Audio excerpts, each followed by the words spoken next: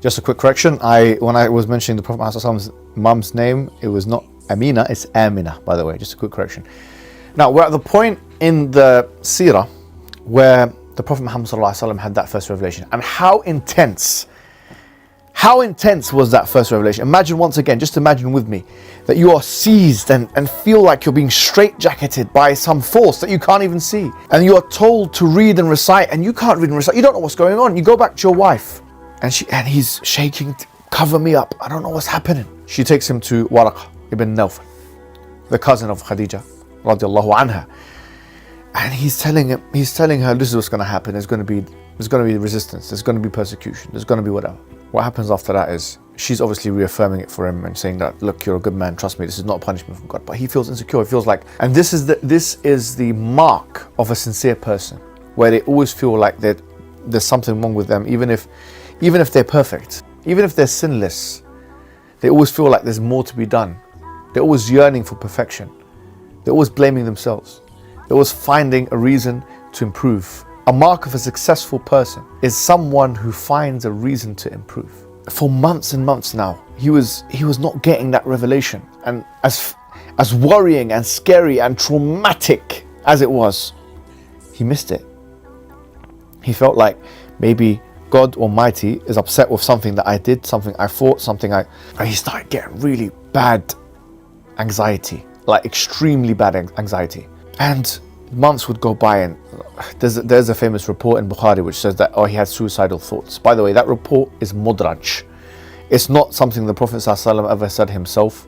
Ibn Shihab al-Zuhri, who narrates this hadith in Bukhari, that's his commentary of it. So he had very, very, very deep-seated anxieties. There's no evidence to suggest that he had these suicidal thoughts, however. But it shows you the extent of his huzn, of his sadness and sorrow. And just interestingly, nowadays a lot of people suffer from mental health disorders like depression, chronic depression, anxiety and so on.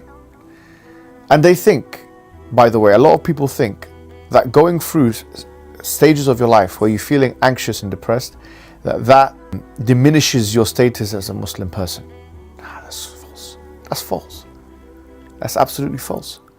It doesn't diminish your status as a Muslim person. In fact, we have things in the Quran of Maryam alayhi salam, when she was saying, I wish I was dead, basically. Or I wish I was forgotten even. When she was giving birth, the pain and the embarrassment that she felt when she was giving birth to Jesus.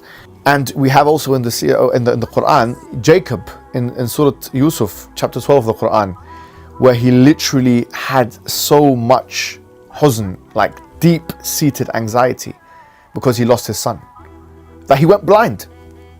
Like, let me ask you a question, and just think about this for a second now. What if he went to a psychiatrist or a psychologist or someone who was trained in the field, and he explained, or if someone does that and they explain that they have gone blind because of their anxiety, I'm sure they would prescribe antidepressants and say, look, you have got a high level, you've got high level anxiety and depression and these kinds of things. But he said, Yaqub fasabrun jamil, beautiful patience. So what we don't offer, and I'm being very straightforward here, what Muslims don't offer is that you're not going to have anxiety in your life, you're not going to have depression, you're not going to have ibtila, you're not going to have tests. Allah subhanahu wa ta'ala, he says in the Quran, أَفَحَسِبَ النَّاسِ أَن يُتْرَكُوا أَن يَقُولُوا آمَنَّا وَهُمْ لَا يُفْتَنُونَ. Do people think that they were just going to be left like that and say that we believe and they were not going to be tested? وَلَقَدْ فَتَنَّ الَّذِينَ مِنْ قَبْلِهِمْ فَلَيَعْلَمَنَّ اللَّهُ الَّذِينَ صَدَقُوا وَلَيَعْلَمَنَّ الْكَاذِبِينَ. That we have certainly tested those who have come before them. So Allah will know. In other words, distinguish between those who are truthful and sincere and those ones who are liars. In other words, insincere. And Allah subhanahu wa ta'ala, he mentions in the Quran, وَلَنَبْلُوَنَّكُمْ بِشَيْءٍ مِّنَ الْخَوْفِ وَالْجُوعِ وَنَقَصٍ مِّنَ الْأَمْوَالِ وَالْأَنفُسِ وَالثَّمَرَاتِ. That Allah, he will certainly try you. And this came as people were becoming Muslim at this verse, by the way, with something of naqs min deficiencies and khawf. You'll be more scared, anxiousness, ju', hunger. deficiencies in wealth, etc. These are tests. What Islam offers the people is not a magic pill to depression and anxiety. Such a magic pill does not exist. Let me just be very clear about that. Such that even the Prophet is not immune from anxiety. And not just him, other prophets that came before him. He's not immune from anxiety.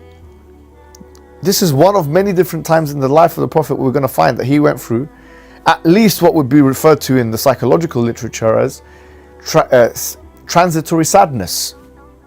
Because I think that they differentiate between transitory sadness and depression through the chronic or nature of the episode or lack thereof. There's some of them say 6 months. If it's more than 6 months, interestingly enough, this is 6 months, right? So if it's more than 6 months, subhanAllah, they say if it's more than 6 months, it's not chronic depression. They call it transitory sadness.